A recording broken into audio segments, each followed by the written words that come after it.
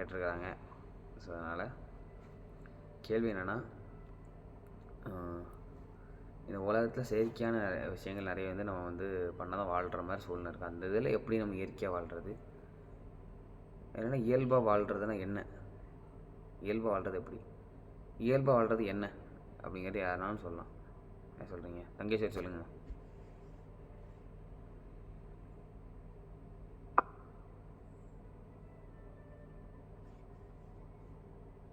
Thangeswari.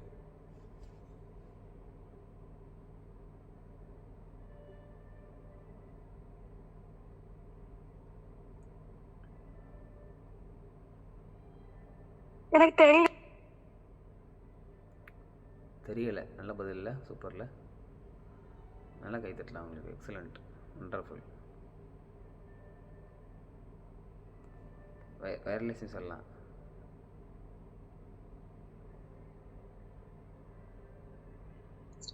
Good morning. Good morning wireless. Sir, இயல்பா வாழணும் அப்படின்னா அப்ப நமக்கு பிடிச்ச மாதிரி நம்ம வாழ்ந்துட்டு போயிடலாம்.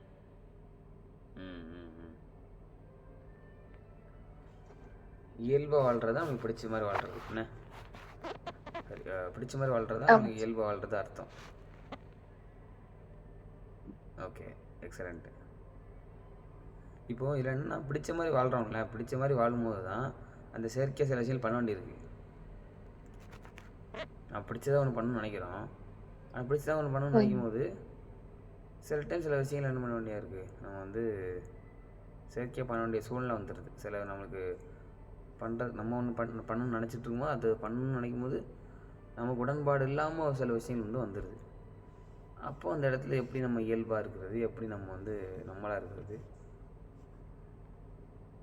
வயர்லெஸ்ன்னு சொல்லிட்டீங்க, எக்ஸலண்ட்டு. மற்றவங்க இதுக்கு பதில் தான் சொல்லலாம். பவித்ரா சொல்லுங்கள், உங்களுக்கு என்ன, உங்களோட கருத்து என்ன ஃபஸ்ட்டு சொல்லுங்கள்.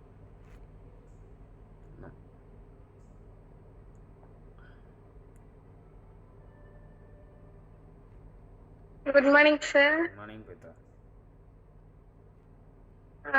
நீங்க கேட்ட क्वेश्चनக்கு யாரும் நம்மள இன்ஃப்ளூயன்ஸ் பண்ணாம நம்ம பாத்துக்கணும். நோ சொல்ல வேண்டிய இடத்துல கரெக்டா நோ சொல்லணும். இப்படி சொன்னா நமக்கு பிடிச்ச மாதிரி இயல்பா ஹாப்பியா வாழ முடியும்.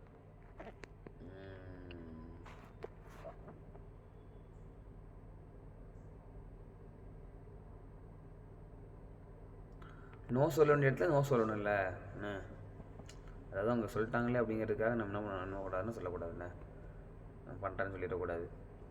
அந்த இடத்துல நோ சொல்ல முடிஞ்சால் நம்ம வந்து கொஞ்சம் பொறுமையாக கொஞ்சம் புரியிற மாதிரி நோ சொன்னோம் அப்படின்னா அந்த இடத்துல நம்ம வந்து இயல்பை மீறி பண்ணணும் அவசியம் இல்லைல்ல.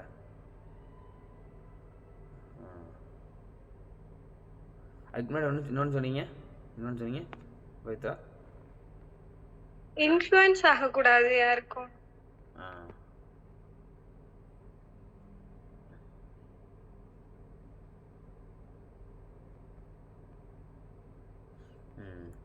நம்ம நம்மளாக இருக்கணும் அப்படின்னா நிறைய பேர் நிறைய விஷயம் சொல்லுவாங்க, ஆனால் சொன்னாலும் நம்ம நம்மளாகவே இருக்கிறதுக்கு நம்ம வந்து அதை கேட்கக்கூடாது, இல்லை கேட்டுக்கலாம், கேட்டுட்டு அதுலேயுமே நம்ம நம்மளாகவே இருக்கிறதுக்கு நம்ம வந்து பார்த்துக்கணும்.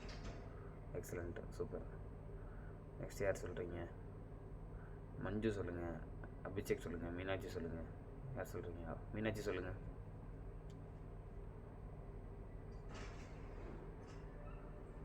சார், நம்ம மத்தவங்க லைஃப பார்த்து அவங்க அப்படி பண்றாங்க இவங்க இப்படி பண்றாங்கன்னு நம்ம யோசிக்க கூடாது. அப்புறம் சாப்பிட்டு நிம்மதியா போகணும். என்னைய மாதிரி கொஞ்சம் தோணன்னு கேள்வி கேட்க. ஸோ மற்றவங்க அது பண்ணுறாங்க இது பண்ணுறாங்கன்னு சொல்லி அவங்களோட கம்பேர் பண்ணாமல் நம்ம வந்து என்ன பண்ணணும், அவங்கள பார்த்து பொறாமப்படக்கூடாது, கம்பேர் பண்ணக்கூடாது. அப்புறம் அவங்களோட ஹாப்பினஸையும் நம்மளோட ஹாப்பினஸையும் வந்து சேர்த்து வச்சு பார்க்க கூடாது. ஒவ்வொருத்தருக்கும் ஒரு ஹாப்பினஸ் இருக்கும். கம்பேரிசன் அவங்களுக்கு அப்படி இருக்குங்கிற போது நம்ம கம்பேர் பண்ணிட்டு போது தான் நம்ம வந்து அவங்கள மாதிரி இருக்கும்னு சொல்லி நம்ம இயல்புல இருந்து மாறிடுறோண்ணே. நம்ம இருக்கிறதுலே நம்ம ஆல்ரெடி நம்ம எப்படி இருக்கிறோமோ அதுலேயே நம்ம வந்து இருந்தாலே சந்தோஷமாக தான் இருப்போம் இல்லை. இயல்பை விட்டு இன்னொரு இதில் போயிட்டு இன்னொன்று நம்மளோடது இல்லைன்னு தெரிஞ்சாலும் தெரியாதனமும் அதை பண்ணுறதுனால தான் நம்ம வந்து இயல்புலேருந்து விலகிடணும். ஸோ நம்ம நம்மளாவே இருக்கணும். ஸோ தொணத்தொணன்னு கேள்வி கேட்கணும். வச்சுக்கலாமே. சரிங்களா? சரி. காலையில 2 திருக்குறள் சொல்லணும்னு சொன்னீங்கல்ல, இன்னும் சொல்லவே இல்ல. சூப்பர். கேட்கணும்ல. தேங்க்யூ மீனாட்சி. நிதின் சார் ரெடியாக இருக்கீங்களா? திருக்குறள் சொல்லுங்க நிதின் சார். Okay brother. ரெடியா பிரதர்? சொல்லுங்க. மற்றவங்க எல்லாரும் இந்த திருக்குறள் பண்ண பேசட்டும். அவங்களோட டாபிக் என்ன பிடிச்ச விஷயம் என்னங்கிறத பேசட்டும். நீங்கள் அப்புறம் சொல்கிறீங்களா? ரொம்ப ஷார்ட்டாக சொன்னா கூட போதும். ஒரு சிம்பிளா ஒரு ஷார்ட்டா சொன்னா கூட ஓகே தான். 1 மினிட்ல கூட சொன்னா கூட ஓகே தான். மற்றவங்க சொல்லிட்டுன்னு சொல்கிறீங்களா? சரி மீனாட்சி நீங்களே சொல்லுங்கள். மீனாட்சி இந்த குரூப்பில் போட்டிருக்கோம்ல திருக்குறள், அதை பார்த்து ஒரு திருக்குறள் சொல்லுங்கள். அறம் திருக்குறள் சீக்கிரம். எங்க காணும்? காணுமா? குரூப்பில் தான் இருக்கும் பாருங்க. மீனாட்சி காணும்னு சொல்லி இங்கே எது ஒரு குழந்தையெல்லாம் வந்துட போகிறாங்க. கொஞ்சம் அமைதியாக இல்ல சார், இங்க எதுவுமே இல்ல. everyone can join now. அதனால இங்க போந்துருக்காங்க. இங்க யாருமே இல்ல. நீங்க குரூப்ல இருக்கான்னு பாருங்க. வாட்ஸ்அப்ல அந்த மைட்டி மார்னிங் அந்த குரூப்ல தானே. என்னைக்கு போட்டீங்க? எடுத்து சரி ஒண்ணும் இல்ல. இப்போ வந்து மறுபடியும் ஆமா ஓட் போட்டிருக்கீங்க. அதான் அந்த திருக்குறள் பாருங்க. அதில் போயிட்டாங்க சீக்கிரம். சரி பார்த்து வைங்க. நான் இப்போ அடுத்து உடனே கூப்பிட்றேன். இப்போ வந்து 2 பேர்ட்டு கேட்டு வரேன். நம்ம இயல்பாக இருக்கிறது எப்படி, நம்ம இயல்பாக இருக்கிறது என்ன பண்ணணும். மஞ்சு சொல்லலாம். குறள் 2 குறள் 32 தான் இருக்கு. மீனாட்சி நீங்கள் சூஸ் பண்ணிட்டு ரெடியாக இருக்குன்னு சொல்லுங்கள். அப்புறம் உங்களுக்கு நான் சான்ஸ் தரேன். நீங்கள் என்ன திருக்குறள் எக்ஸ்பிளைன் பண்ணுங்கள். சரியா? மஞ்சு சொல்லலாம், அபிஷேக் சொல்லலாம், தனிஷா சொல்லலாம். மஞ்சு சொல்லுங்கள். தாயே சொல்லுங்கள். தாயே நம்ம இயல்பா இருக்கிறது எப்படியா?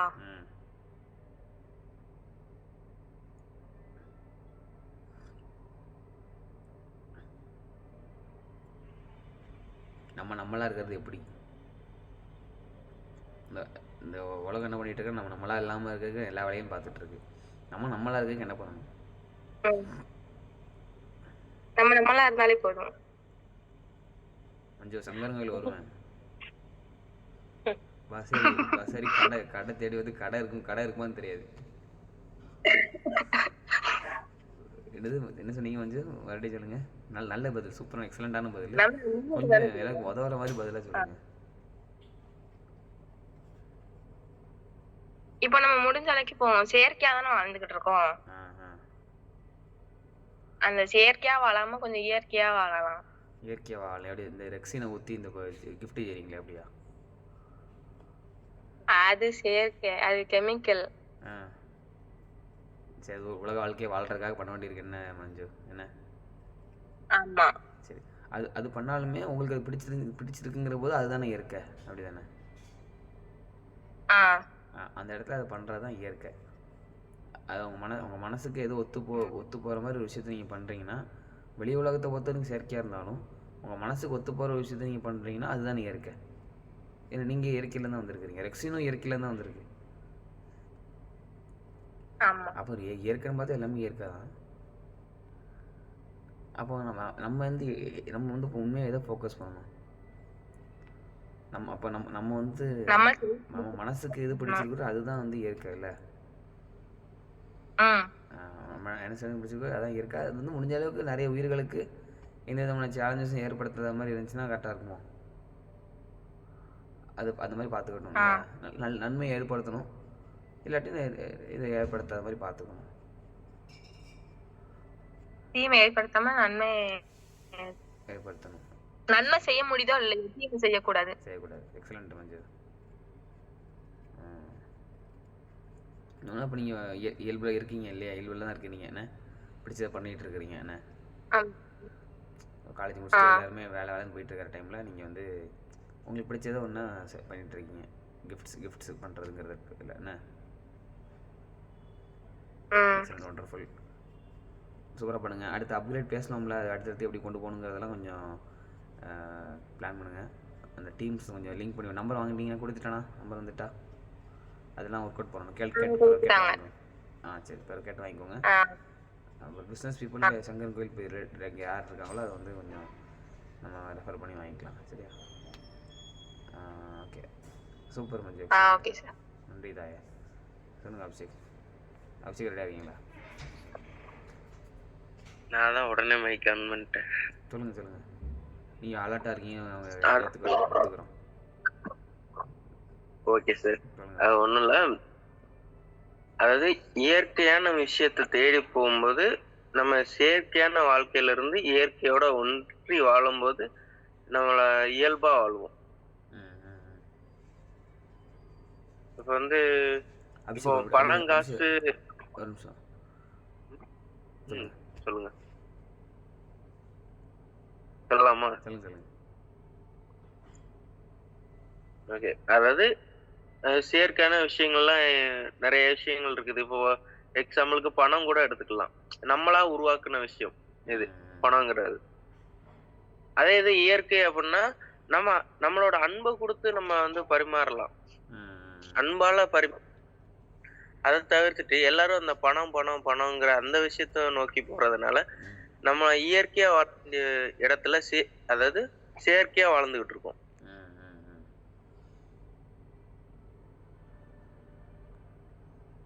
இதான் பாயிண்ட் இல்லையா அபிஷேக்? இப்போ அது உயிர் வாழ்றதுக்கு காசு தேவைப்படுதுங்கிற போது அதை நோக்கி ஓடி அதை மட்டுமே முக்கியமாக நம்ம பார்க்க ஆரம்பிச்சிட்டோம் இல்லையா? நம்மளா இருக்கிறத மறந்துட்டு அதையே முக்கியமாக பார்க்க ஆரம்பிச்சிட்டோம். நம்மளும் பார்க்கணும் இல்லை? ஆமாம். இப்போ நீங்கள் சொல்கிறத வச்சு எனக்கு கிடைக்கிற பாயிண்ட் என்னென்னா, எனக்கு நான் யோசிக்க வைக்கிறதுன்னா, அதாவது உண்மையாகவே நம்ம இயல்பில் இருக்கணும் அப்படின்னா இந்த இயற்கை செயற்கை அப்படிங்கிறத நம்ம பிரித்து பார்க்காம இருந்தாலும் நம்ம வந்து இயல்பில் இருக்கலாமோ? நம்ம வந்து இது இயற்கை இது செயற்கைன்னு பிரிக்கிறோம். அதாவது பணம் வந்து நல்லது, இது பணம் வந்து அதாவது என்ன சொல்ல, பணமும் ஒன்று தான், குணமும் ஒன்று தான், எல்லாமே ஒன்று தான், எல்லாமே ஒன்று தான் அப்படிங்கிற மாதிரி நம்ம பார்க்க ஆரம்பிச்சிட்டோம் அப்படின்னா ஒரு வேளை நம்ம இயல்பில் இருந்துருவோமோ? பிரித்து பார்த்துட்டே இருக்கிறதுனால தான் நம்ம வந்து அது தப்பு இது தப்புங்கிற மாதிரி யோசனை, இந்த கரெக்டு தப்பு அன்றைக்கி நித்தும் சார் சொன்னாங்கல்ல, அந்த மாதிரி மேபி பார்க்கறதுனால தான் நம்ம வந்து இயல்பு இல்லாமல் போயிடுறோமோ? சரி, யோசிப்போம். நெக்ஸ்ட் தனுஷா சொல்லுங்க. இருக்கலாம் அதுவும் சொல்லுங்க.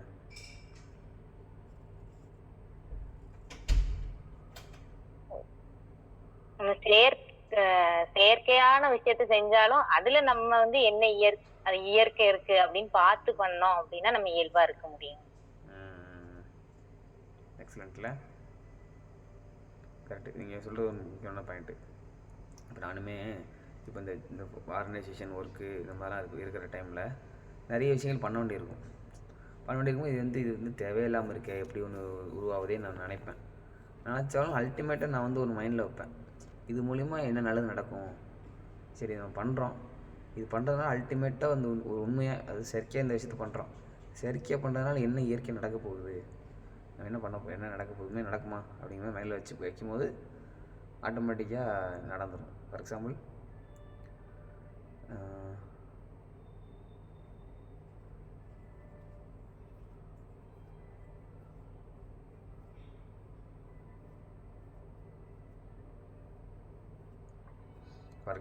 இப்போ ரெகக்னிஷன், அதாவது இப்போ ஸ்டேஜில் ஏற்றி இந்த மாலை போடுறது மரியாதை பண்ணுறதுலாம் இருக்குல்ல, இந்த அவார்ட் ஷீட்லாம் கொடுக்குறது இருக்குல்ல, அதெல்லாம் கொடுக்குறது வந்து ஒரு செயற்கையான விஷயமா நான் பார்ப்பேன். இதெல்லாம் தேவைதானா, உண்மையாக தேவையா அப்படின்னு சொல்லி யோசிப்பேன். ஆனால் இப்போ இந்த இதில் வந்து நிறைய நடக்கும், சரி பண்ணுறாங்க, சரி அதனால் நான் என்ன பண்ணுறேன், எனக்கு வந்து விருப்பம் இல்லாட்டியும் இந்த சூழ்நிலையில் எல்லோரும் பண்ணும்போது நான் மட்டும் பண்ண மாட்டேன்னா அது வந்து இங்கே அந்த 6 இயற்கைக்கும் நான் அகேன்ஸ்டாக செயல்படுற மாதிரி இல்லை. அப்போ அந்த இடத்துல இந்த 6 நான் 7வது ஆளாக இருக்கிறேன், அந்த 6 பேரில் நான் 7வது ஆளாக இருந்துட்டு நான் வந்து என்ன பண்ணிடணும், அந்த ஆக்டிவிட்டியே பண்ணிடணும். அப்போ என்ன பண்ண, அந்த இடத்துல ஓகே சொல்லிட்டேன். அப்போ அந்த பார்த்தோன்னா அது செயற்கை தான். ஆனால் இருந்தாலும் அதில் நான் பண்ணுறேன். ஏன் பண்ணுறேன் அப்படின்னா, அந்த அவார்டு ஷீல்டு கொடுத்தாச்சு அப்படின்னா, அந்த ஷீல்டு அவார்டு வாங்குறது மூலிமா ஒரு தலைவரோ யாரோ ஒருத்தவங்க இருக்கிறாங்க, ஒரு 50,000 தலைவர் இந்த சவுத் தமிழ்நாட்டில் இருக்கிறாங்கன்னா, அவங்க என்ன பண்ணுவாங்க, அந்த நம்மளை பாராட்டி இருக்கிறாங்கங்க இந்த ஒரு விஷயத்தினால அவங்க போய் அவங்க டீமில் இருக்கிற 30-40 பேரை வந்து கவனிப்பாங்க, அவங்களுக்கான விஷயங்களை பண்ணுவாங்க. ரைட்டா, நம்ம இவ்வளோ தூரம் பாராட்டியிருக்காங்க, நம்மளுக்கு தான் சொல்லியிருக்காங்க, நம்ம வந்து வேலை பார்க்கணும், போய் நம்ம மக்களை பார்க்கணும் அப்படின்னு சொல்லி வேலை பார்ப்பாங்க. அப்போ இந்த ஒரு செயற்கையான விஷயம் வந்து செயற்கையாக இருந்தாலும் இந்த இடத்துல இது வந்து பண்ணும்போது அவங்களுக்கு ஒரு சந்தோஷத்தை கொடுத்துட்டு இந்த மாதிரி பண்ணுறது நடக்கிறதுனால, ஏன்னா எல்லாருமே அது வந்து ஒரு ஞானத்தின்லேருந்து பார்க்குறது இல்லைல்ல. அதாவது இது இல்லை, நான் அந்த ஷீல்டு இதெல்லாம் ஒன்று வேணாம்னு சொல்லுவேன். அப்போ அவங்க சொல்லுவாங்க, எல்லாருமே ஒன்றே மாதிரி இருக்க மாட்டாங்க, வேண்டாம்னு நினைக்க மாட்டாங்க, எல்லோரும் வேணும்னு நினைப்பாங்க. வேணும்னு நினைக்கிறவங்களுக்கு கொடுத்து தான் என்ன பண்ணணும்னா வேண்டாங்கிற நிலைமை கொண்டு போகணும். அப்படிங்கிற மாதிரி பார்க்கும்போது அவங்க சொல்கிறது பாயிண்ட்டு தானே. அதை அனுபவிச்சு அது வேண்டாங்கிற மாதிரி நிலைமைக்கு அவங்க வரணும். அப்போ அது கொடுத்து தான் அவனுங்கிற மாதிரி ஆமாம் ரைட்டில் கொடுப்போம் அப்படின்னு சொல்லி இப்படி கொடுக்கும்போது என்ன நடக்கும், ஒரு பாயிண்டில் ஒரு ரியலைஸ் ஆகிட்டால் அப்புறம் அவங்க வேண்டாம்னு சொல்லிடுவாங்க. ஆனால் அந்த இடத்துல அது பண்ணுறதுனால தான் நிறைய பேர் நல்லது நடக்க போகுதுங்கிற போது சரி என்ன பண்ணுறது, நம்ம அந்த இடத்துல பண்ணி தான் ஆகணும் அப்படிங்கிற மாதிரி நம்ம என்ன பண்ணுறோம். மாலை போட்டோடனே கலத்துற மாதிரி சூழ்நிலை ஆகுது. இருந்தாலும் போட்டால் தான் அது வந்து ஒரு என்ன சொல்ல, வரவங்களுக்கு அந்த அவ்வளோ பேர் வந்ததுக்கு அந்த அவங்களுக்கு ஒரு சந்தோஷத்தை கொடுக்கும். அப்படிங்கிற மாதிரி எப்படி கொடுக்கும், லைட்டாக கொடுத்துருந்து வச்சுக்கோங்களேன். அப்படிங்கிற போது அதை பண்ணி தான் வராங்க. ஸோ அதுக்கப்புறம் என்ன பண்ணுறாங்க, கலத்திடுறாங்க. அதுக்கப்புறம் அந்த வீடியோலாம் போட்டிருப்பேன். ஸோ அதான் அப்போ வந்து இந்த மாலை போடுறதுல அது வந்து அவங்களோட இயல்பு நிலையும், அவங்களோட எளிமையிலேருந்து இது அதாவது அப்படி போடுறது வந்து அவங்களுக்கு வந்து சரின்னு சொல்லி அவங்க நினைக்கிறாங்கல்ல, அவங்களுக்கு இயற்கை நினைக்கிறாங்களோ இருக்கலாம், நினைக்கலாம். இப்போ இதை வந்து எப்படி இதை டிஃபைன் பண்ணுறது, எப்படி இதை வந்து புரிஞ்சுக்கிறது அப்படின்னா, நல்லா யோசிச்சு பார்த்தோம் அப்படின்னா, நம்ம வந்து எப்படி இந்த ஆஸ்பெக்டில் யோசிக்கிறோம் அப்படின்னா, மற்ற உயிர்களுக்கு உதவியாக இருக்காங்கிற ஆஸ்பெக்டில் யோசிக்கிறோம். அப்படி தானே அல்டிமேட் ஆஸ்பெக்ட். அப்படி அதில் வச்சிட்டோம் அப்படின்னா நம்மளுக்கு கிளாரிட்டி கிடச்சிடும், எது பண்ணுறது பண்ணக்கூடாதுன்னு. அப்போ மற்ற உயிர்களுக்கு உதவியாக ஃபைனலாக எப்படி அதை கிளாரிட்டி கொண்டு வர்றது அப்படின்னா, நம்ம இயல்பில் இருக்கிற எப்படி இது பண்ணுறது கரெக்டாக தப்பானா, இது மூலிமா நிறைய உயிர்களுக்கு உதவி நடக்குமா, பிரயோஜனமாக இருக்குமா அப்படின்னு இந்த கேள்வி கேட்டோம் அப்படின்னா நமக்கு ஒரு கிளாரிட்டி கிடச்சிது, இது பண்ணணும் டெசிஷன் மேக்கிங்க்கு முக்கியமானது. ஸோ இப்போ இந்த இடத்துல அவங்களுக்கு இயல்பு அந்த மாலையை போட்டால் நடக்குங்கிற போது, இப்போ நம்ம செஷன் டேரக்ட் செஷன் நடந்துச்சு, 5 இது நடந்துச்சு. சீஃப் கெஸ்ட் வந்து 4 பேர் 5 பேர் வந்திருந்தாங்க. எல்லாருக்கும் வந்து கை கொடுத்து அனுப்பியாச்சு. அது எதுவுமே கொடுக்கல, எதுவுமே ஷீல்டோ மாலையோ எதுவுமே கொடுக்கல, கை கொடுத்து அனுப்பியாச்சு. இந்த இடத்துல நம்ம இயல்பாக இருந்துப்போம், ஏன்னா நம்ம மாற்றணும்ல எல்லாத்தையும். ஸோ இப்போ இயல்பாக இருக்கிறது தான்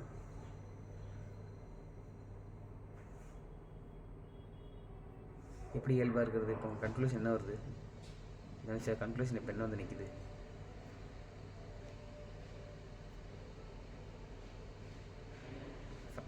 ஃபைனலாக இப்போ நிதின் சார் ஒரு 5 minutes கன்க்ளூஷன் கொடுப்பாங்க. நிதின் சார் ரெடியாக இருந்துவாங்க, 5 minutes கன்க்ளூஷன். தனுஷா சொல்லுங்க. அப்ப திருக்குறள் வாங்க நாரதரே, மீனாட்சி ரெடியாக இருக்கீங்களா? சரி, எனக்கு ஒரு question sir. Meenakshi first Thirukkural, அப்புறம் தான் கொஸ்டின். தனுஷா இப்போ கன்க்ளூஷன் என்னது, இப்போ நம்ம பார்க்கறதுல கன்க்ளூஷன் என்ன வருது இப்போ வரைக்கும் பார்த்ததில்ல?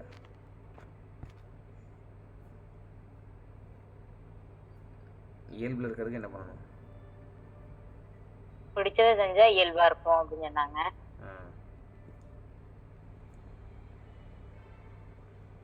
அப்போ ஒருவேளை செயற்கையா நமக்கு பிடிக்காத விஷயம் ஏதாவது நடக்கினாலும் நம்ம அதுல நம்மளால எப்படி இயல்பா இருக்க முடியும்? அது நடக்கிறதுனால நமக்கு பிடிச்ச விஷயம் நடக்க போகுதுங்கிறத நம்ம வந்து கன்ஃபார்ம் பண்ணிக்கிட்டா இல்லையா? இது நடக்கிறதுனால இது பிடிக்காததான், ஆனால் இது பிடிக்காது நடக்கிறதுனால இன்னொரு நம்மளுக்கு பிடிச்ச விஷயம் நடக்க போகுதுங்கிற போது, அப்போ இது வந்து நடக்கிறதுனால என்ன ஆகிட போகுது? இந்த ஒரு சின்ன ஒரு சர்க்கிள்னால ஒரு பெரிய எழுச்சி இருக்க போகுது. அப்படிங்கிற போது இந்த இடத்துல கொஞ்சம் சறுக்கி போமே அப்படிமா அதை எடுத்துக்கலாம். இல்லையா? ஸோ பிடிச்சது மட்டுமே பண்ணிகிட்டு இருப்பேன் அப்படிங்கிறது வந்து அந்த சேலஞ்ச் வரும்போது அதையும் நம்ம அந்த இதையும் பிடிச்சி ஏற்றுக்கணும்ல. அந்த இயல்பு செயற்கையாக ஒரு விஷயம் இருந்தாலும் அது நிறைய பேர் நல்லது நடக்குன்னா அதையும் நம்ம பிடிச்சி ஏற்றுக்கணும். அவ்வளோதான். இதுலேருந்து ஏத்துக்கிறதே நம்ம இயல்பு நிலையா வச்சுக்கணும். ஏற்றுக்கிறதே இயல்பாக வச்சுக்கணும். என்ன எது நடந்தாலும் ஏற்றுக்கிறது இயல்பாக வச்சுக்கணும். எது நடந்தாலும் ஏற்றுக்கிறது இயல்பாக வச்சுக்கணும். அதே டைமில் பார்த்தோம்ல அறத்தோட செயல்படணும்னு பார்த்தோம். அப்போ அந்த இடத்துல அறம் இது பண்ணுறதுன்னா அப்போ அந்த இடத்துல என்ன பண்ணணும்? ஏற்றுக்கணும். அந்த சூழ்நிலையை ஏற்றுக்கிட்டு அதுக்கேற்ற மாதிரி செயலும் பட்டுறணும். என்ன அப்படி செயல்பட்டால் தான் மனசு ஏற்றுக்கும். அதை அந்த இடத்துல பேச மாத்திரம் மனசு ஏற்றுக்குமா? அதாவது அமைதியாக இருக்கிறதுனா என்னது? தனுஷ் அமைதியாக இருக்குதுன்னு சொல்கிறீங்க. என்ன ஏற்றுக்கிட்டால் மனசு அமைதியாருன்னு நம்ம சொன்னோம் இல்லையா? இப்போ அவங்க சொல்கிறது அப்படியே ஏற்றுக்கிறது அப்படி ஓகே தலையாட்டிட்டு ஏற்றுக்கிறதா? மனசு எதுக்கு ஏற்றுக்கணும்? மனசு அமைதியாக இருக்கிறது ஏற்றுக்கணும். அவங்க சொல்கிறது அப்படியே தலையாட்டி ஏற்றுக்கிட்டால் மனசு அமைதியாயிருமா? தலையாட்டிட்டு இருக்கலாம். ஆனால் சில விஷயம் சில இடத்துல பேசி ஆகும்னா அது பேசினா மனசு அமைதியாகும். அப்போ நம்ம வந்து மனசு அமைதியாகிறதுக்காக அந்த இடத்துல பண்ணணும்னா சில விஷயம் பேசிடணும், சொல்லிடணும். ஆனால் சொல்கிற விதத்தில் சொல்லணும். ரொம்ப இம்பார்ட்டன்ட். இப்படி இருந்தால் நல்லா இருக்கும்ல. இது ஏன் நடக்கலை அப்படின்றத இப்படி இருந்தால் நல்லா இருந்திருக்கும்ல. என்னோடய சஜஷன் தான் சொல்கிறேன். கொஞ்சம் நீங்கள் பார்த்துக்கோங்க. நேற்று இங்கே வந்து சொன்னால நேற்று இப்போ ஜெய்சி நிறைய வேலைகள் இருந்துச்சு, ப்ரோக்ராம் இருந்துச்சுன்னு சொல்லி இங்கே வந்து வந்தோடனே சரண்டர் ஆகிட்டேன். சரண்டர் ஆனால் எல்லாமே கிளியர் ஆகிடுச்சு. இப்போ தலைவர் கூட ஜோன் பிரசிடென்ட் அங்கே இருப்பாங்கள்ல, அவங்க கூட தான் இருக்கிறேன். இப்போ மார்னிங் செஷன் வந்து அட்டன் பண்ணி உள்ளே தூங்கிட்டு இருக்கிறாங்களா, சரின்னு சொல்லி வெளியே வந்து அட்டன் பண்ணிகிட்ருக்கேன்.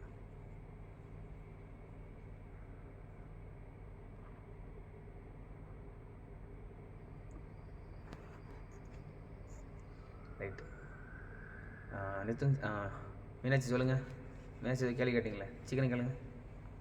அந்த கேள்விக்கு பதில் போயிருந்துச்சு. அப்புறம் இருக்கும் இல்லை நாளைக்கு சொல்லுங்கள். சரி, எனக்கு என்ன கொஸ்டின்னா, இயற்கை செயற்கைன்னு சொல்றோம்ல, அது ஏன் அப்படி டிஃபைன் ஆகுது? இப்ப நம்ம இயற்கை நம்மள யாரு உருவாக்குனான்னு கேட்டா ஏதோ ஒரு வருஷத்துல ஏதோ ஒண்ணு ஆக்சிடென்டாலாம் நம்ம நடக்கிற போய் நம்ம வந்து கிரியேட் ஆயிட்டோம். இதே மாதிரி இப்போ நான் சொன்னோம்ல கேமரா, அதுவும் ஒரு செயற்கைன்னாங்க. அதுவும் ஏதோ ஒரு ஆக்சிடென்டலா நம்மளுக்கு தோணி கிரியேட் ஆனதுதான் கேமராவும். அப்ப நம்ம செயற்கை எல்லாமே இந்த ஃபேனு டிவி எல்லாமே ஆக்சிடென்டலா நம்மளும் ஒரு எனர்ஜி, அதால கிரியேட்டட் ஆனதானே இதுவும். அப்போ இதெல்லாம் செயற்கை, இதெல்லாம் இயற்கை. நம்ம மனுஷன் என்ன பண்ணி வச்சிரோம்னா உயிர் இருக்கிறதெல்லாம் உயிர் இல்லாததெல்லாம் உயிர் இருக்கிறதெல்லாம் இயற்கை, உயிர் இல்லாததெல்லாம் செயற்கை அப்படின்ட்டு நம்ம வந்து மாத்தி வச்சிடுறோம். இப்போ வந்து கூட மனுஷன் வந்து உருவாக்கி இருக்கான். நம்ம இப்ப நியூஸ்ல கூட பாத்தீங்களா, 10,000 வருஷத்துக்கு முன்னாடி போன ஒரு ஓனா இனத்தை கொண்டு வந்திருக்காங்க. நம்ம உருவானதே ஏதோ ஆக்சிடென்ட் தான். இந்த செயற்கைன்னு சொல்ற உருவானது ஏதோ ஒரு ஆக்சிடென்ட்லதான். நம்ம தான் அதை டிஃபைன் பண்றோம்ல, இது செயற்கை இது இயற்கை அப்படின்னு. அதான் கொஸ்டின். ஸோ இப்போ என்ன கேள்வி? டிஃபைன் பண்ணலாமா பண்ணக்கூடாது அப்படின்னு கேட்குறீங்க இல்லையா?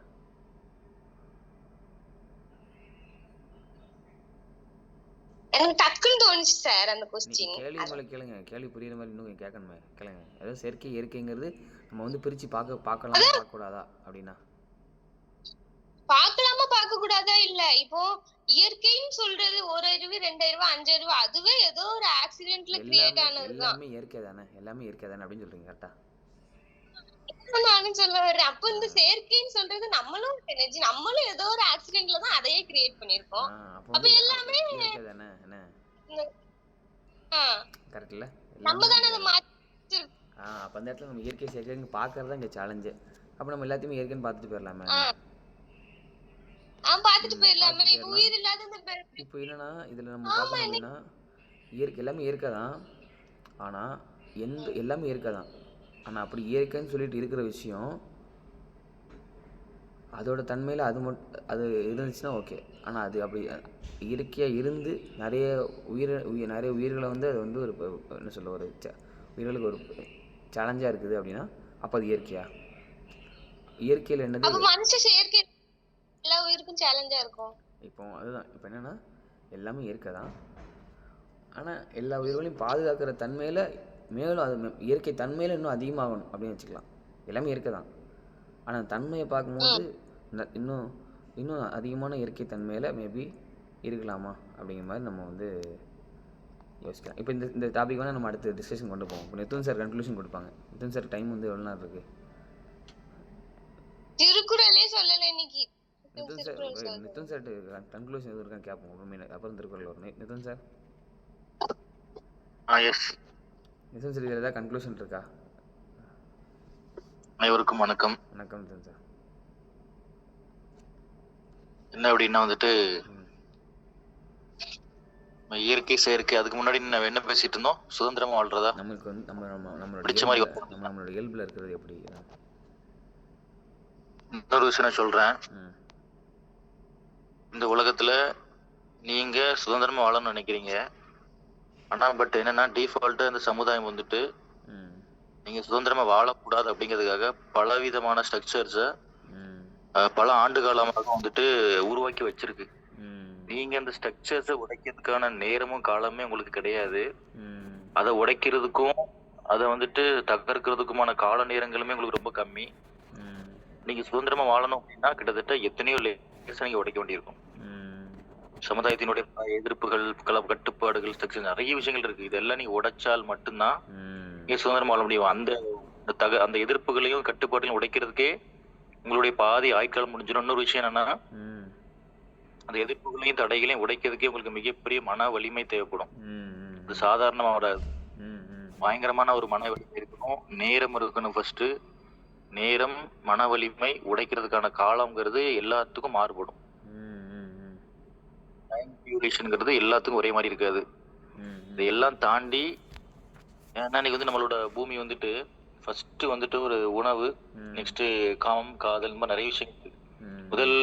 முதல் முக்கியமானது அதுதான். அதுக்கு தாண்டி தான் காரு மற்ற எல்லாமே அதெல்லாம் அதுக்கப்புறம் தான். ஒரு உயிர்கானதுன்னு பார்த்தா ஃபர்ஸ்ட் வந்துட்டு உணவு, காமங்கிறது ரொம்ப முக்கியமானது. உயிர்கானதா இருக்கும். அதுக்கப்புறம் தான் வீடு கட்டுறது, சின்னதா கட்டுறது, கார் வாங்குறது, அது அதுக்கப்புறம் செகண்டரி தான். அப்படிங்கும் பொழுது நீங்க வந்துட்டு உங்களால வந்துட்டு இந்த பூமியில ஒரு காதல் கூட உங்களால பண்ண முடியாது. அது அந்த சமூகம் ஏத்துக்கிடாது. மதம்ங்கிறது ஒரு பெரிய அதுக்கு மேல ஒரு விஷயம் இருக்கு. உங்க லைஃப்ல நீங்க இதை உணர்றதுக்காகவே நீங்க பாதி நேரத்தை வீணாக்க வேண்டியிருக்கும். நீங்க ஒரு விஷயம் பண்றீங்க, சுதந்திரமா பண்றீங்கன்னா அந்த சமுதாயத்தை ஏத்துக்கணுமா? முதல்ல உங்க ஃபர்ஸ்ட் உங்க அப்பா அம்மா ஏத்துக்கிடுவாங்களா? முதல்ல உங்க அப்பா அம்மாவே ஃபர்ஸ்ட் ஏத்துக்கிடாத நிலையில இந்த சமுதாயம் எப்படி ஏத்துக்கிடும்? சமுதாயம் ஏத்துக்கிடாத நேரத்துல ஜாதின்னு ஒண்ணு இருக்கு, மதம்னு ஒண்ணு இருக்கு, நிறைய விஷயங்கள் இருக்கு. அப்படிங்கும் பொழுது சுதந்திரமா உங்களை இந்த பூமி வாழ விடணுங்கிறது அது வந்து ஃபர்ஸ்ட் திட்டமே கிடையாது. உங்களோட சுதந்திரத்தை வந்து கட்டுப்படுத்தணும். நீங்க வாழ நினைக்கக்கூடிய வாழ்க்கை வாழ விடக்கூடாதுங்கிறது தான் இந்த 2000-3000 ஆண்டுகளை வகுத்து வச்சிருக்கு. நீங்க அதை உடைக்கிறதுக்கான காலமும் நேரமும் உங்களுக்கு சத்தியமா ரொம்ப அதிகமா தேவைப்படும். நீங்க படிக்கணும்பீங்க, வேலைக்கு போகணும்பீங்க, இது எல்லாமே ஒரு ஸ்ட்ரக்சர், ஒரு ஆர்டிபிஷியல் ஒரு செக்டார் மாதிரி தான் கிட்டத்தட்ட உருவாக்கி வச்சிருக்காங்க. உங்களுக்கு ஒரு விஷயத்துல லாக் பண்ணதுக்கப்புறம் நீங்க எப்படி போய் சுதந்திரம் எப்படி வாழறதுக்கு உங்களுக்கான நேரம் எப்படி கிடைக்கும்? இதுவும் சார் சிலவங்க வந்து ஹையர் ஸ்டடீஸ் படிக்க போறாங்க. இதனால படிக்கட்டும், பிரச்சனை இல்லை. பட் அவங்க நீங்க வந்து ஒரு லைஃப் கிரியேட் பண்ணதுன்னு ஒரு ஃபியூச்சர் நோக்கி போயிட்டு இருக்கீங்க. இங்க என்ன எப்படின்னா உங்களோட கடந்த காலத்தை வந்து நீங்க வந்து அது கிட்டத்தட்ட கடந்த காலங்கிறது இறந்த காலம், எதிர்காலம்ங்கிறது ஒரு கனவு, நிகழ்காலம்ங்கிறது உண்மை. நிகழ்காலத்துல இருக்கும் பொழுது நீங்க எத்தனை முறை எல்லாரும் சந்தோஷத்தை அனுபவிச்சிருக்கீங்க? அதிகமாகவா குறைவாகவா? நல்லா இருக்கும். நிகழ்காலத்துல இருந்தா உங்க அப்பா அம்மா உங்க கூட பிறந்தவங்க அவங்களாலேயே உங்களுக்கு வந்துட்டு நீங்க நினைக்கிற விஷயத்துக்கு சப்போர்ட் பண்ண முடியுமான்னு கேட்டா மிகப்பெரிய கேள்விக்குறிதான். ஏதோ முட்டாள் மாதிரி பேசிட்டு லூஸ் மாதிரி பேசுறீங்கன்னு சொல்லி உங்களை நிராகரிக்கிறதுக்கான விதிமுறைகள் தான் இந்த பூமியில மிக மிக அதிகம். நிராகரிப்பு அப்படிங்கிறது எப்படின்னா வந்துட்டு உங்களோட விருப்பம் வந்துட்டு ரொம்ப பயங்கரமா இருக்கும். ஐயோ அப்படிங்கிற மாதிரி பயங்கரமா ஒரு இதுல இருப்பீங்க. உடனே ஒரு கல் எடுத்து உங்களோட அந்த விருப்பத்தின் மேல போட்டு அடைச்சிருவாங்க. அதை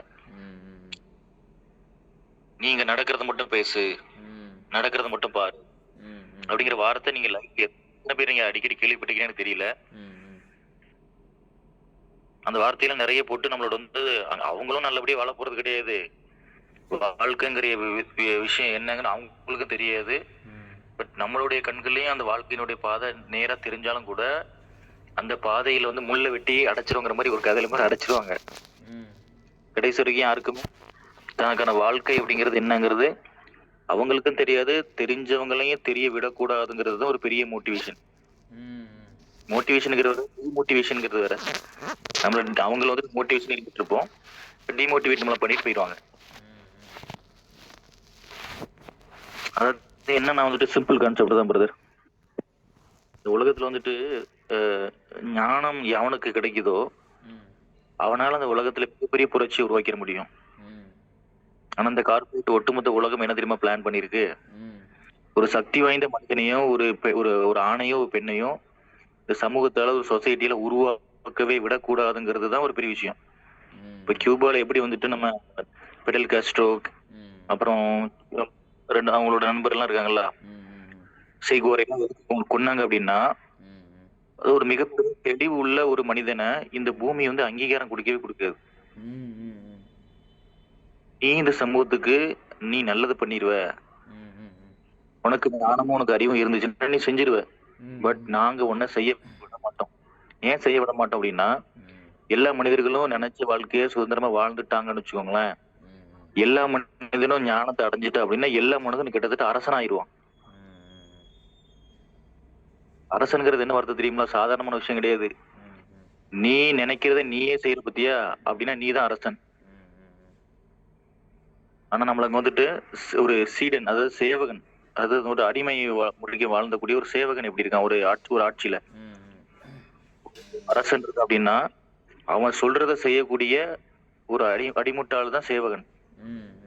கொல்லுன்னா கொல்லணும், அவனை வந்து ஒரு அரசு பண்ணா அரசு பண்ணி கொண்டு வரணும், அவ்வளவுதான். அதுதான் அவனோட வேலை. தன்னுடைய ஆணையை ஏற்கக்கூடிய இடத்துல இருக்கிறவன் வந்துட்டு சேவகன். அவனுக்கு சுய சிந்தனைங்கிறது ஃபர்ஸ்ட் இருக்கவே கூடாது. ஃபர்ஸ்ட் விஷயம் அதை நீங்க புரிஞ்சுக்கணும். சிந்தனையே இருக்கக்கூடாதுங்கிறது வேற, சுய சிந்தனையே இருக்கக்கூடாதுங்கிறது அதை விட ஒரு பயங்கரமான டேஞ்சர். அப்படிங்கிற இடத்துல நீங்க வாழ்ந்துட்டு இருக்கீங்க அப்படின்னா உங்களோட சுய சிந்தனை செய்யக்கூடியதை செஞ்ச இடத்துல நீங்க இருக்குன்னா நீங்க அரசலா இருக்கணும். அரசனா வாழக்கூடியது இந்த 8 பேர் 9 பேர் இருக்கீங்க கிளாஸ்ல, எத்தனை பேர் அரசரா வாழ்ந்துட்டு இருக்கீங்க இன்னைக்கு காலகட்டத்துல? அப்பா சொன்னாங்க, அம்மா சொன்னாங்க, தங்கச்சி சொன்னாங்க, டீச்சர் சொன்னாங்க, நண்பர் சொன்னாரு, அவங்க சொன்னாங்க, இவங்க சொன்னாங்கன்னு சொல்லிதான் நீங்க பாதி பேர் 3/4 இன்னைக்கு வரைக்கும் வாழ்ந்துட்டு இருக்கீங்க. ஸ்ட்ரக்சருக்குள்ளேயும் வந்துட்டு அந்த ஸ்ட்ரக்சரை நீங்க வந்து தோல் மேல தூக்கிட்டு எழுதிங்களே தவிர நீங்க தூக்கி வச்சிருக்கிற, நீங்க உருவாக்கி வச்சிருக்கிற ஒரு பெரிய ஒரு கான்செப்டை இந்த பூமியில நீங்க எத்தனை தடவை இம்ப்ளிமெண்டேஷன் பண்ணிருக்கீங்க? யாராவது வந்துட்டு அதை வந்து எக்ஸ்பிளைன் பண்ண முடியுமா? சார் நான் இப்படி ஒரு பூமியில யாருமே யோசிக்காத விஷயத்த, ஒரு நல்ல விஷயத்த நான் யோசிச்சிருக்கேன், அதை நான் ப்ராக்டிக்கல் லைஃப்ல இம்ப்ளிமெண்ட் பண்ணி அதை வந்துட்டு நான் ஜெயிச்சிருக்கேன்னு சொல்லி யாராவது சொல்ல முடியுமா? ஏற்கனவே இருக்கிற விஷயத்த தான் நீங்க வந்து திருப்பி திருப்பி திருப்பி திருப்பி ஒரு சைக்கிளா பண்ணிட்டு இருக்கீங்க. ஃபர்ஸ்ட் என்ன விஷயத்த பண்ணிட்டு இருக்குன்னு நமக்கே தெரியல.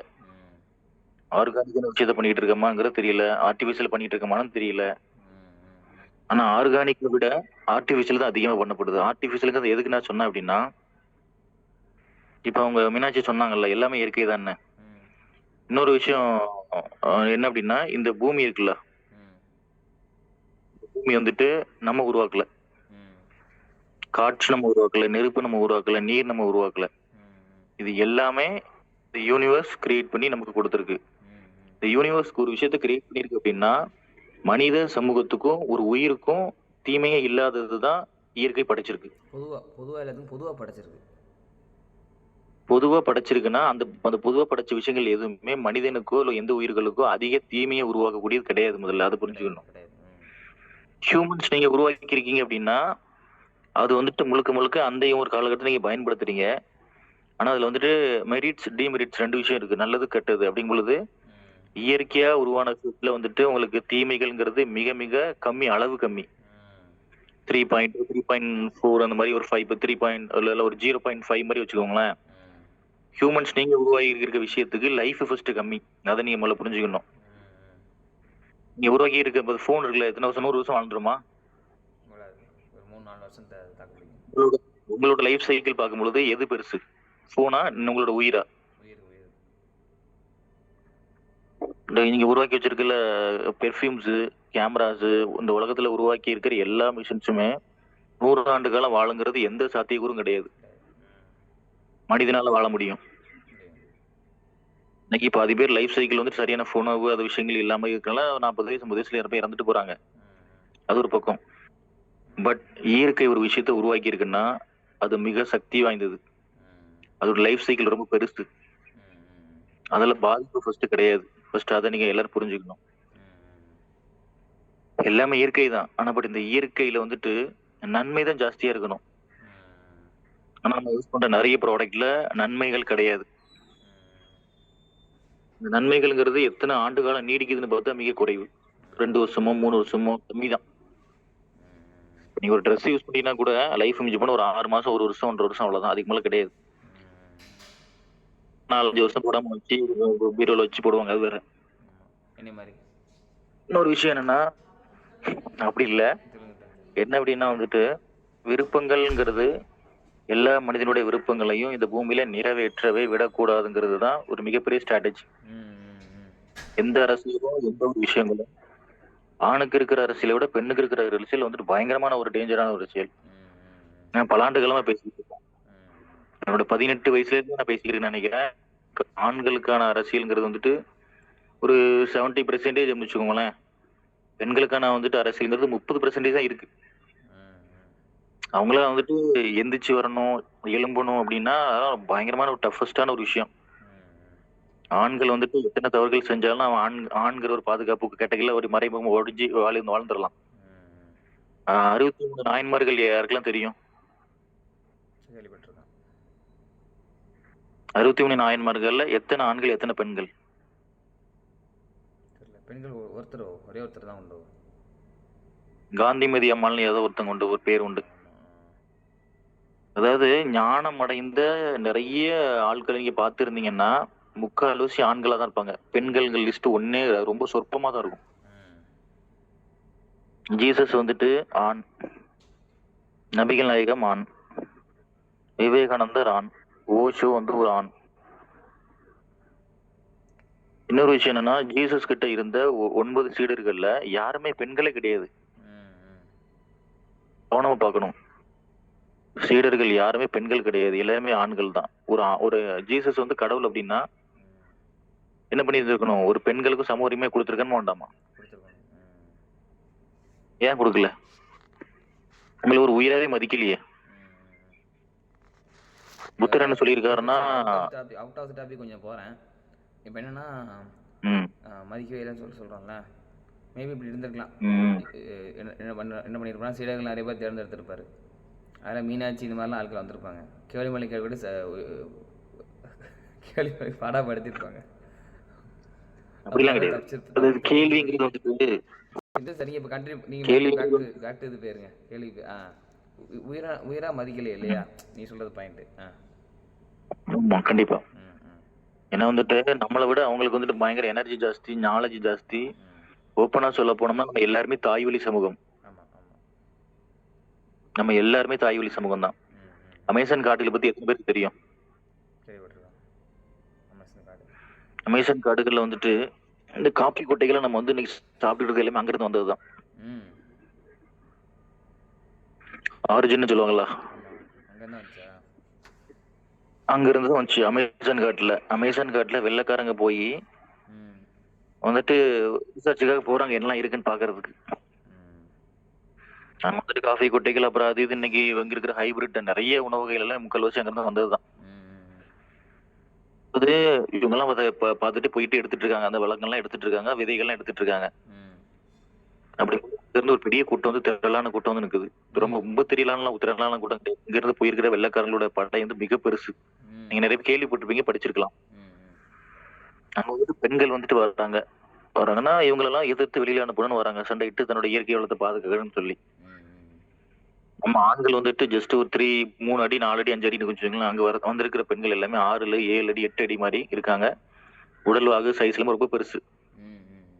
அதாவது காட்டுல இருக்கிறவங்க என்ன அமேசான் காட்டுல. அமேசான்ங்கிற பேரே எதுக்கு வந்துச்சுங்கிறது இதுக்கப்புறம் தான் நான் சொல்றேன்.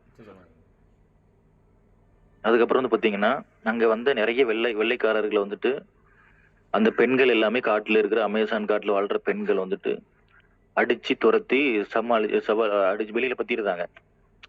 ஆனால் அதுக்கப்புறம் அங்க இருந்து போன வெள்ளைக்காரர்கள் வந்துட்டு தன்னுடைய அரசர்கள்ட்ட போய் சொல்றாங்க, சார் அந்த மாதிரி போனோம் நாங்க, பட் அங்க இருக்கிற பெண்கள் எல்லாமே ரொம்ப பயங்கரமா இருக்காங்க, ஒரு பெரிய ஒரு ஒரு அரக்கர்கள் மாதிரி இருக்காங்க பெண்கள், அவங்களை எதிர்த்து சண்டை போடக்கூடிய அளவுக்கு நம்ம இதுல யாருமே ஆள் கிடையாது. கிட்டத்தட்ட லட்சக்கணக்கான பேர், ஆயிரக்கணக்கான பேர் போயிருக்காங்க, எல்லாத்தையுமே அவங்க வந்து கொண்டுட்டாங்க. புரியுதா? சக்தி ரொம்ப இந்த மாதிரி பெண்களை பார்த்து அதான் சொல்றேன், இந்த மாதிரி சக்தி அதிகமா இருக்குன்னு சொல்லிட்டு அங்க அவங்களால கண்ட்ரோல் பண்ண முடியல, அழிக்க கூட முடியல, அவங்களால சண்டையிட முடியல, அந்த எனர்ஜி அவங்ககிட்ட கிடையாது. அதுக்கப்புறம் அவங்க அந்த பெண்களோட எனர்ஜியையும் அவங்களோட ஆற்றலையும் அந்த பார்த்துதான் வியந்து போய், வியந்துங்கிறது அமேசிங்னு அர்த்தம், ஆச்சரியமா இருக்கு பாத்தீங்களா, அந்த விஷயத்துக்கு தான் அமேசான்ங்கிற பெயரே அந்த காட்டுக்கு வச்சாங்க. அங்க அமேசிங் இருக்குல்ல, அந்த பெண்களுடைய பவரையும் எனர்ஜியும் பார்த்துதான் ஆச்சரியப்பட்டுதான் இந்த காட்டுக்கு பெயரே, அங்க இருக்கிற பெண்களை பார்த்துதான், முக்கியமா பார்க்க பெண்களை பார்த்துதான் ஆச்சரியப்பட்டு போய் அமேசான்ங்கிற பெயரை வச்சாதான் சொல்றாங்க. நம்ம வந்துட்டு ஜஸ்ட் வந்துட்டு மிஞ்சி போனா ஒரு சின்ன ஒரு ஆள் தான், ஒரு முழுமைப்படுத்தாத ஒரு ஒரு பிறப்புன்னு சொன்னா அது ஒரு ஆண் கூட சொல்லலாம். ஆனா ஒரு பெண் அப்படி கிடையாது. யூனிவர்ஸா இருக்கட்டும், எல்லாமே வந்துட்டு பெண் தன்மையில தான் இருந்துட்டு இருக்கு. ஃபெமினைன் அப்படிம்பாங்க அதை. இந்த யூனிவர்ஸா இருக்கட்டும், நம்ம நிகழ்ந்துகிட்டு இருக்க ஒவ்வொரு தருணங்கள், காலங்கள் எல்லாமே பெண் தன்மையில இருந்து நிகழக்கூடியது ஒண்ணுதான். எந்த விதமான மாற்று கருத்துங்கிறது கிடையவே கிடையாது. ஆனா நம்ம என்ன பண்ணிட்டு இருக்கோம், பெண் உலகத்துல பெண் தன்மையில பெண், அதாவது ஒவ்வொரு நிமிடங்களுமே அவங்க மூலமா அதை உருவாக்கிட்டு இருக்கு. பட் நம்ம வந்து பெண்களுக்கான வாழ்க்கைங்கிறது அவங்களுக்கு கிடைக்கவே கிடைக்காது, ரொம்ப கம்மி தான். சோற பொங்கு கறி வைகி, அதுக்கப்புறம் வந்துட்டு பொம்பளை நான் பெண்ணும் இல்ல விருப்பத்தோடு வாழணுங்கிறதுலாம் வந்துட்டு உண்மையிலேயே உங்களுக்கு தைரியம் இருக்கணும். ஃபர்ஸ்ட் மிகப்பெரிய தைரியம் இருக்கணும். இந்த தைரியத்தை நீங்க வந்து எத்தனை நாள் தக்க வச்சுக்கிட போறீங்கிறது அதுக்கு மேல உள்ள கேள்வி. ஏத்திரத்து சண்டை இடுன்னு பாத்தீங்களா, அந்த உங்களுக்கான சுதந்திரத்தை நீங்க பெறணும் அப்படின்னா அந்த அந்த டைமிங் வந்துட்டு எல்லாரும் வந்து பாத்தீங்கன்னா சில ஆண்டுகள் 2 வருஷம் 3 வருஷம் போராட வேண்டி இருக்கும், சில பேர் 5 வருஷம் போராட வேண்டி இருக்கும், 10 வருஷம் போராட வேண்டி இருக்கும். அந்த வந்துட்டு அந்த காலங்கள், அதாவது காத்திருப்புன்னு சொல்லுவாங்கல்ல, அந்த காத்திருப்பு வந்து உங்களுக்கு இருக்கணும். அப்ப அதுக்கான சேலஞ்சஸும் இருக்குல்ல சார். இப்ப வீட்டுல வந்து அந்த சேலஞ்சஸை ஃபேஸ் பண்ணி தான் நீங்க உங்களுக்கான வாழ்க்கையை வாழ முடியும். வீட்டுல வந்து எடுத்த உடனே உங்களுக்கான சொந்தமான வாழ்க்கை வந்துட்டு எடுத்து கையில் கொடுத்துட மாட்டாங்க, யாருமே கொடுக்க மாட்டாங்க. இப்ப அபிஷேக் வந்து வேலைக்கு போகணும், அது வீட்டில் வந்து மாதம் 15,000 கொடுத்தது அப்படின்னு சொல்லி அபிஷேக்கிட்டே சொல்கிறாங்களாம். சரியா? அப்போ அப்படி அபிஷேக் சொல்லும்போது அபிஷேக் காலேஜ் இப்போ தான் முடிச்சிருக்காப்புல. சரியா? 15,000 கொடுத்ததுன்னு சொல்கிறாங்களாம். ஆனால் அபிஷேக் வந்து என்ன பண்ணணும் அப்படின்னா, இந்த மாதிரி ட்ரெயினர் ஆகணும், இந்த மாதிரி வேலையெல்லாம் பார்க்கணும்னு சொல்லி ஆசைப்படுறாரு. இப்போ இந்த நேரத்தில் இப்போ இறங்கி வேலை பார்க்கும்போது மாதம் 15,000 ட்ரைனிங்கில் வந்து வரணும் அப்படின்னா அது சேலஞ்ச் இருக்குல்ல. இப்போ என்ன என்ன என்ன பண்ணணும்? நீ சொன்ன பாயிண்ட் அப்படி நீங்க சொல்லலாம். அவருக்கு பிடிச்சிருக்க ஒரு வாழ்க்கை அப்படிதானே, அதை சொல்றீங்க? ஆமா ஆமா. உலகம் அதான் நீங்க சொல்றதுதான். அது அவங்க அந்த அம்மாங்கிறவங்க அந்த கட்டமைப்புல இருந்து அதை வந்து சொல்றாங்க. இன்னொரு பையனா இருந்தால் வேலைக்கு போனால் 15,000 சம்பளம் எல்லாரும் வாங்குறாங்க, அப்போ நீங்க வாங்கணும், கொடுக்கணும் அப்படிங்கிறது உலக கட்டமைச்சிருக்கிறதுனால தானே அது அந்த அவங்க எக்ஸ்பெக்டேஷன் அப்படி இருக்கு. அப்படி தானே? அது படிச்சு முடிச்சு ஒரே விஷயத்த அந்த உலகம் பண்ண சொல்லுது அப்படின்னாலே அது பேர் ஆர்கானிக் கிடையாது. 100 பேர் பண்ணக்கூடிய விஷயத்த 1,00,000 பேர் பண்ணக்கூடிய விஷயத்த நீ பண்ணுனா உயிரற்ற ஒரு ரோபோ செய்யக்கூடிய வேலை மாதிரி தான் ஆயிரும். செயல் வேற, செயல்கள் வேற. செயல்ங்கிறது ரொம்ப இயல்பா நடக்கக்கூடியது பேரு செயல். செயல்கள் அப்படிங்கிறது மல்டிபிள் டைம்ஸ் நடந்துகிட்டே இருக்கு பாத்தீங்களா, அது பேர் தான் செயல்கள். 2 விஷயம் இருக்கு. செயல்ங்கிறது நீங்க விருப்பப்பட்டு உங்களோட விருப்பம் இருந்தால் நடக்கக்கூடியது பேரு செயல். நீங்க பிடிச்சாலும் பிடிக்காட்டியும் கடமைக்கு பண்ணிக்கிட்டே இருக்கீங்களா ஒரு விஷயம், ஒரே விஷயத்த ஒரே மாதிரியான விஷயம் மல்டிபிள் டைம்ஸ் பண்றது பேர் வந்துட்டு செயல்கள். நம்ம இன்னைக்கு எல்லாருமே முக்கால்வாசியான செயல்பாடுகள் என்ன வருதுன்னா செயல்களா தான் இருக்கு, செயலா இல்ல. செயல்ங்கிறது உங்களோட விருப்பத்தின் அடிப்படையில நீங்க செய்யக்கூடியது பேர் தான் செயல். விருப்பத்தின் அடிப்படையில் இல்லாம போய் கடமைக்காக பண்ணிக்கிட்டு இருக்கீங்க அப்படின்னா அது பேர் வந்துட்டு செயல்கள். நீங்க மோஸ்ட்லி எல்லாருமே நம்ம செயல்கள்ங்கிற ஒரு கேட்டகரியில தான் மாட்டிக்கிட்டு முழிச்சிட்டு இருக்கோம். உங்களுடைய விருப்பங்கள் நிறைவேற்றப்படதில்லை, பட போறதுக்கான காரணங்களும் இல்லை, நீங்களும் அதை வந்து துரத்தி பிடிக்கிறதுக்கான நேரமும் இல்லை. சரி ஆக்ஷன் அந்த உலகமும் சார் ஆக்ஷன் ஸ்டெப் சொல்லுங்க. ஆக்ஷன் ஆக்ஷன் ஸ்டெப் வந்துருங்க. ஆக்ஷன் ஸ்டெப் என்ன? கன்க்ளூட் பண்ணி உங்களுக்கான விருப்பங்களை இந்த சமூகம் வந்துட்டு நடக்காது, நடக்க விடாது.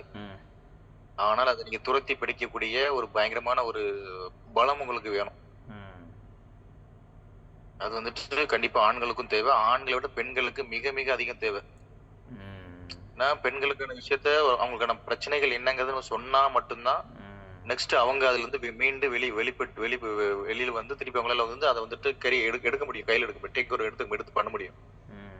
அவங்க எதுல மாட்டிட்டு இருக்கான்னு அவங்களுக்கே தெரியலன்னு வச்சுக்கோங்க, அது எந்த பிரச்சனை இருக்கு அவங்களுக்கே தெரியலன்னு வச்சுக்கோங்க, அவங்களுக்கு நீ எத்தனை சொல்யூஷன் கொடுத்தாலும் அவங்களால உடச்சு வெளியிட முடியாது.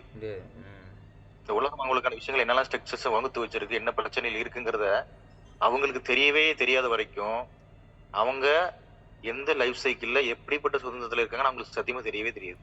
அது தெரியாத மாதிரியே வச்சுக்கிறது தான் இங்க இருக்கிற அந்த ஒரு இது என்ன தெரியாம வச்சுக்கிறது உலகத்தோடைய ஒரு அரசியல். நீங்க இப்போ இந்த ஜிப்சி படத்துல அந்த ராஜமுருகன் சொல்லியிருக்கிறதும் கூட உலகத்திலேயே வந்துட்டு பெண்களுக்கு எதிராக நடக்கக்கூடிய விஷயங்கள் தான் ஒட்டுமொத்த உலக அரசியலுமே நடந்துக்கிட்டுன்னு அவர் ராஜமுருகன் சொல்லுவாப்புல. நம்ம வந்துட்டு அம்மாவின் வயதுல இருந்து பிறந்திருப்போம், ஆனா நம்மளோட பேசுற ஒவ்வொரு வார்த்தைகளுமே பெண்களுக்கு எதிராக தான் இருக்கும். எல்லா வார்த்தையிலுமே வந்துட்டு பார்த்தீங்கன்னா பெண்களுக்கு எதிராக தான் இருக்கும். அப்படிங்கும்போது இது எல்லா விஷயத்தையும் அவங்களால அண்டர்ஸ்டாண்ட் பண்ணக்கூடிய அளவுக்கு நிறைய பெண்கள் வந்துட்டாங்க ஒரு அளவு. ஆனா பட் அண்டர்ஸ்டாண்ட் பண்ண முடிஞ்சவங்களால அதை எதிர்த்து சண்டையிட முடியலங்கிறது தான் ஒரு பெரிய பிரச்சனையா நான் பாக்குறேன். அண்டர்ஸ்டாண்ட் பண்ண முடியும், அவங்களால கிச்சன் லைஃப்ல இருந்து வெளியில வர முடியும், ஆனா பட் அவங்களால வெளியில வர முடியாது. ஒரு குழந்தைய உருவாக்குறாங்க அப்படின்னா அந்த உயிரை கொடுக்குறாங்க, நிறைய குழந்தைங்க இறந்து கூட பிறகுது. ஆத்துமா எந்த குழந்தைக்கு வந்துட்டு போகலையோ அந்த குழந்தை உயிரற்ற நிலைமையில உடல் மட்டும் பிறந்து இறந்துருது. கடவுள் வந்துட்டு எல்லாருக்கும் உயிருங்கிறத கொடுத்தா மட்டும்தான் அது பேர் ஒரு மனிதன்னு சொல்லுவோம். நிறைய குழந்தைங்க பிறந்துடும், பட் உயிரே இருக்கு. அது கடவுள் ஏன் கொடுக்கலங்கிறது அது கடவுள் இயற்கைக்கும் கடவுளுக்கு மட்டும் தான் தெரியும், நமக்கு தெரியாது. ஹியூமன்ஸ் எல்லாம் ஒன்லி பர் பாடியை மட்டும் தான் கிரியேட் பண்ண முடியும், உயிரை ஒரு ஹியூமனால உருவாக்க முடியாது. உயிரை உருவாக்கக்கூடிய சக்தி வந்துட்டு அந்த ஒரு அதிகாரம் எந்த ஒரு மனிதனும் கொடுக்கவே இல்லை.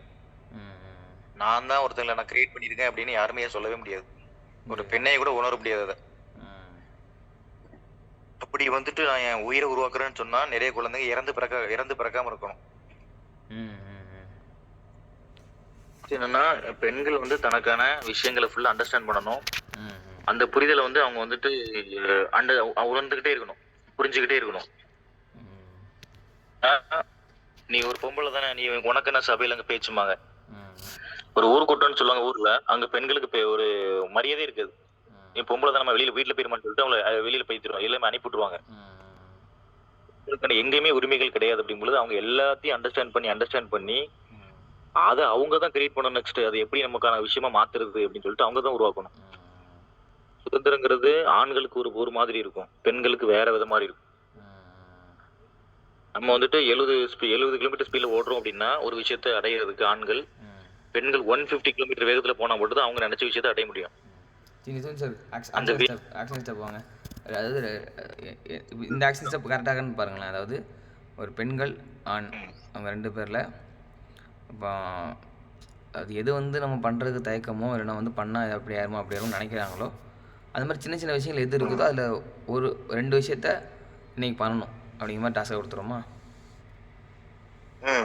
சின்ன 2 விஷயம். இப்போ நீங்கள் கேள்வி கேட்கறது ஒன்று, நீங்கள் தயங்குற விஷயம் இப்படி பண்ணால் அப்படி ஆயிருமோ அப்படி நினச்சிருவாங்களோ அப்படிங்கிற எந்த விஷயத்த நீங்கள் தயங்குறீங்களோ அந்த விஷயத்த பண்ணுங்க. இதுதான் டாஸ்க்.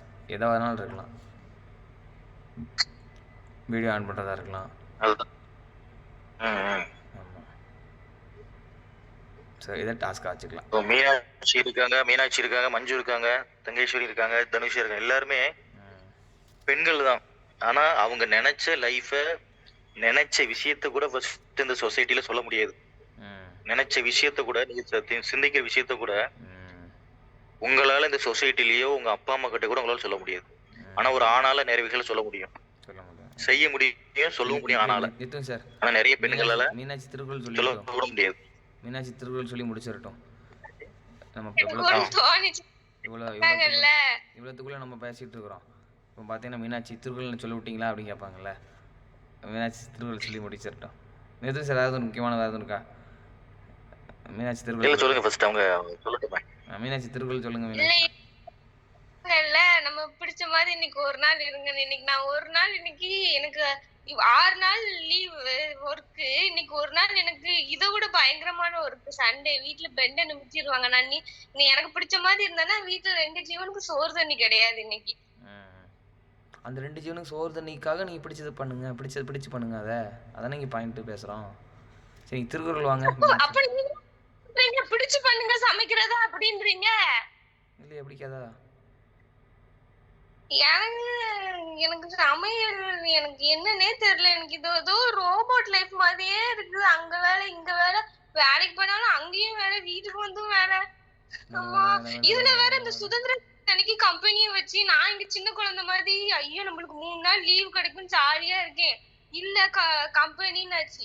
போய் நின்று அந்த ஓனர் ஒரு பேச்சு பேசினாரு பாருங்க, சுதந்திர தினக்கு வேலை பாருங்கன்னு எல்லாரும் சுதந்திரமா விடணும், அதனாலதான் வேலை பாருங்கன்னு விட்டுறோம். உங்களை கைகளை கட்டி வைக்க கூடாது. கல்லு மட்டும் இருந்தா எடுத்து அடிச்சிருப்பேன் அந்த ஆளை.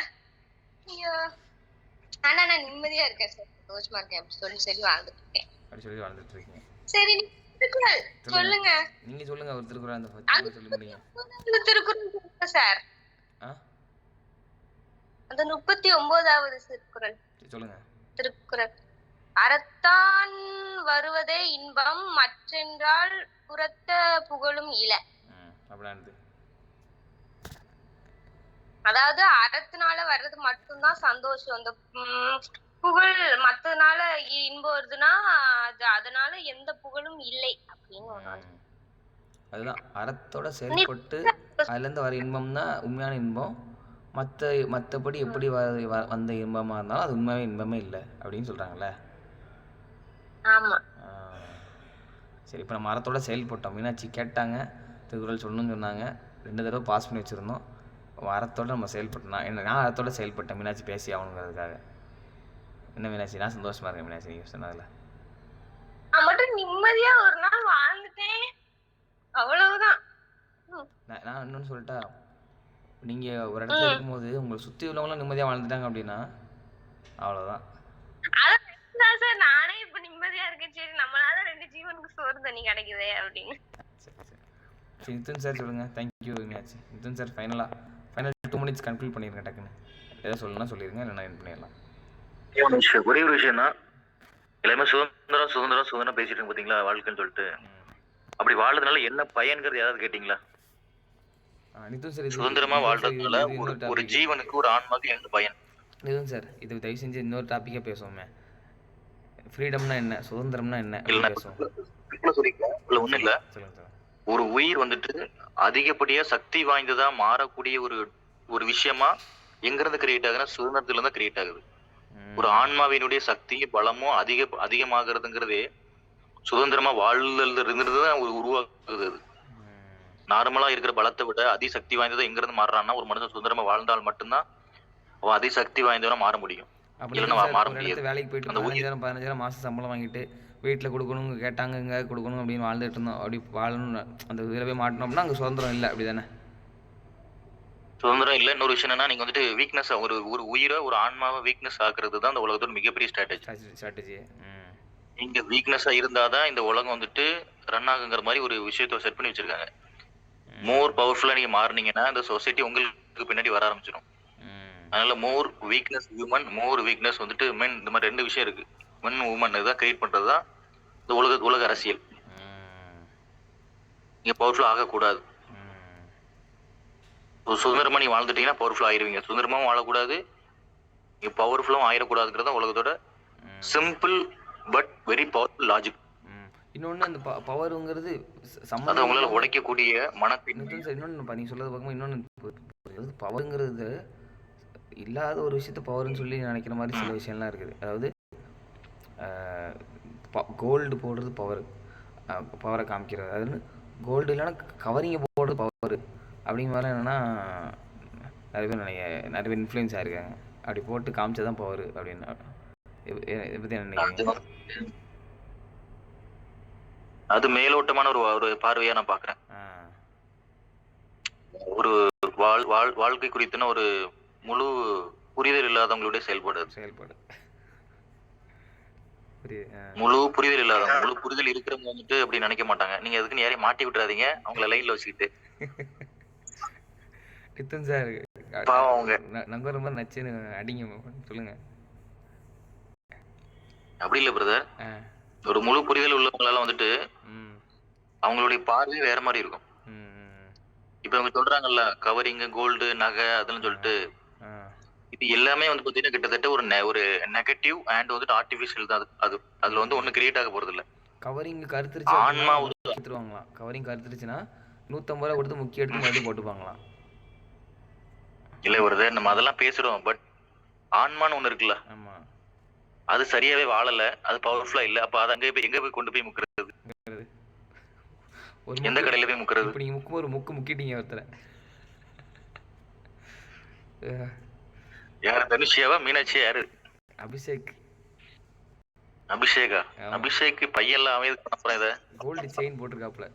கோல்டு செயின் கவரிங் முன்னாடி கோல்டு செயின் போட்டிருந்தேன். இப்ப அதை எடுத்துட்டு இப்ப மறுபடியும் என் தங்கச்சி கொண்டு போயிட்டாங்கன்னு அதை மாத்திட்டேன்.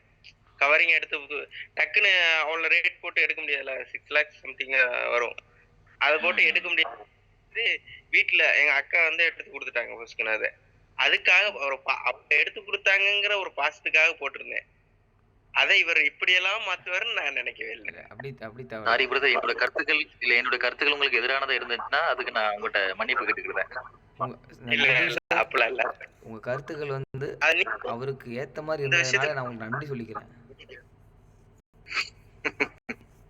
அபிஷேக், நீ மியூட் போட்டுக்கிறது நல்லதுன்னு நினைக்கிறேன்.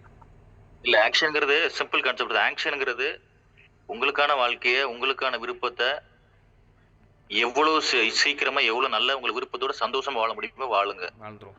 அதுக்கு எவ்வளவு ஸ்ட்ரகிள்ஸ் வந்தாலும் அத்தனை தடைகளை உடைக்கிறதுக்கு நீங்க தயாரா இருங்க. அவ்வளவுதான். நீங்க ஆணா இருங்க, பெண்ணா இருங்க, யாரா வேணா இருங்க. ஆனால் நீங்க நினைச்ச வாழ்க்கையை வாழறதுக்கான சொசைட்டி அப்படி இல்லை. பட் நீங்க சொசைட்டி நீங்க தான் மாத்தணும் உங்களுக்கான வாழ்க்கையை வாழறதுக்கான. சரி, நாளைக்கு கேள்வி என்ன வைக்கலாம்? நித்தன் சார் தேங்க்யூ ஸோ மச் எல்லாரும் உங்களோட இதை ஷேர் பண்ணது. தனுஷ் சார் சொல்லுங்கள், நாளைக்கு டாப்பிக்லேருந்து என்ன லேடிங் கொண்டு போகலாம்? எவ்வளோ சார் டாபிக்?